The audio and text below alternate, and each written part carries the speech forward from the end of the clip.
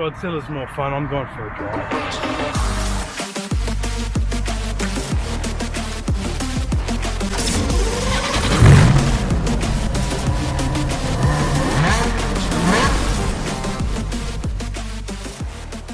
This is a 2020 Nissan GTR, 565 horsepower out of a 3.8 litre twin turbo V6.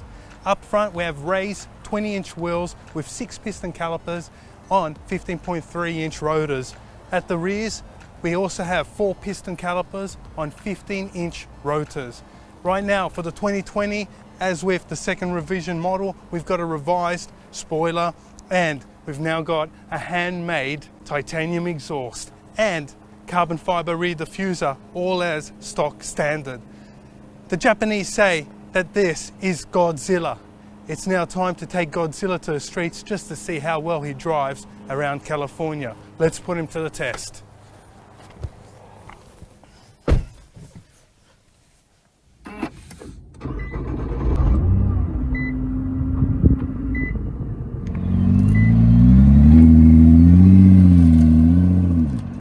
This 2020 GTR has 565 horsepower, 467 pound-foot of torque, 0 to 60 in only 2.7 seconds. And it pulls when you put your foot down. It's a 3.8 litre twin turbo. It's a fun car to drive. It really is an exciting Japanese car. It's sporty, it's bulky, it's big. It weighs nearly 4,000 pounds. But this thing here handles like it doesn't weigh that heavy. I like it. It's a quick car. It is all plasticky on the inside, typical of Japanese. It does have a leather dashboard, leather seats. It's got good carpet as well. The carpet feels nice and thick. So what they've done is, with this new revised version, is that they've softened the suspension. It's a softer ride, easier to commute pretty much on a daily scale, but it's not really a daily car that I drive. You can fit 2 adults up front, 2 in the rear, or you can have kids in the rear as well. But nonetheless, it's a fun car. They built it all for fun. But what I can say, this compared to the first generation is, this is slightly quieter. So what they've done is, it's got a Bose sound system on the inside of the car, and what they've done is they've managed to channel some exhaust sounds and engine sounds through the interior of the car. I don't know if it's whether through the speakers or other parts of the car, but you can hear the downshifts. So basically, let's put it in R mode. You press and hold all the buttons on the center console. There's 3 settings. You've got the chassis, the suspension, and then traction. So let's put it all in R mode. So the engine, gearbox, everything's right now in R, and let's put it in manual. So now let's downshift from 6th gear, so you can hear that crackling. It's like it's coming through the actual speakers or through the inside of the car. I can hear it right here. I know the engine sits here, but you can hear this sound that's channeled in. So if it's not channeled in through the speakers, it's definitely channeled in through some sort of special channel that they've built, so you can hear the engine a lot more in the cabin. But this handcrafted titanium exhaust, let me tell you, is slightly quieter than the first gen in my personal experience. I think it's quieter. It doesn't sound as loud. So if I put my foot down, gear shifts are they're quick. It's a 6-speed dual clutch. It does have get up and go, you can tell. I think up in the higher RPM range, it's got a lot more pull than the first gen. Definitely has. It's got a lot more power than the first gen. And the power seems to come on a lot quicker. And you can hear the twin turbo spool up. So put your foot down, change gears.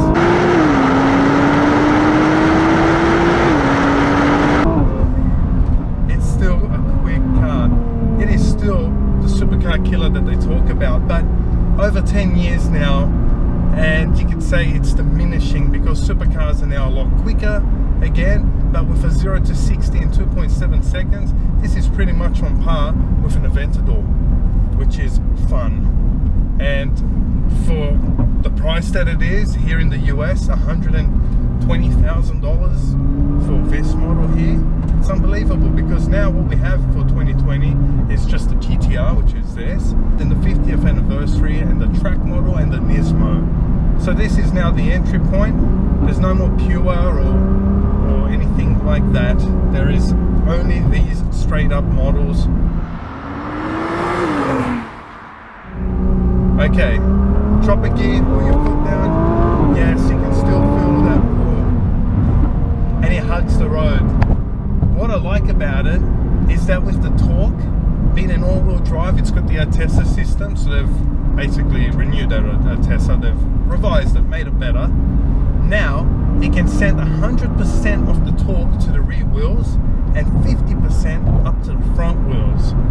So you've got power to pull you out of corners. This car here is a very hard car to oversteer in.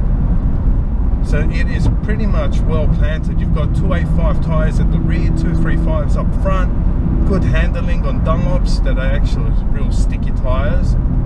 And this car still feels fun in 2019. Well, pretty much at the end of 2019, we're hitting 2020, and it still feels like a very fun car to drive. It's a very easy car to drive, you can put it that way. You've still got plenty trunk space. You've got a cool looking twin turbo engine up front with the signature of the guy who built it in Japan at the Nissan factory. And we've got 20-inch wheels built by Rahme, 6 piston calipers up front, 4 piston at the rear, 15.3-inch rotors at the front, 15-inch rotors at the rear. They are stainless, so they are steel, they're not actual carbon ceramics, which would have been cool, but you can get them as an option. But for the street and to drive around and have some fun, that's all you need. You really don't need carbon ceramics, and hey, carbon ceramics cost a lot to replace nowadays anyway.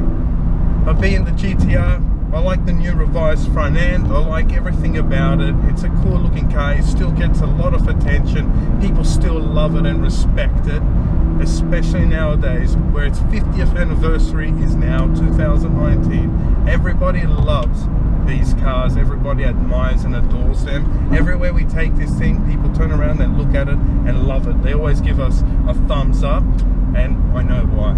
It's a fun car. Now it's time for a 0 to 60 launch. There you have it. We're at 60 in no time. You know what? It actually feels like so much fun. I like the way it kicks you back, puts you on your seat. It is fun. It is simply fun.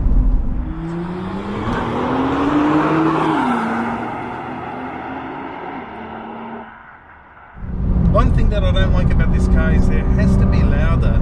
Nissan didn't give this titanium exhaust the tone that it needs. The loudness, it had to be a lot louder. I want to hear it rumble. A lot of people change the exhaust, but you know what I like? I like a car that you can buy stock standard, don't change the exhaust, don't do anything to it, just drive it out of the dealership doors with the right exhaust loudness, the right tone, the right wheels, everything done, the right height, because after all you want a stock standard, you want to keep the 3 years warranty that they provide you with this car. But with this sound, it's just not loud enough for me. Some people may like the volume, I don't in particular. The turbos do sound cool, you can hear them spooling up, you can hear all the little slight whooshes. I know that people tune these cars up and take them to 1,000+ horsepower, and they say just with an ECU tune, we can take a stock 2020 car up to 750 horsepower, and some have even taken them up to 800.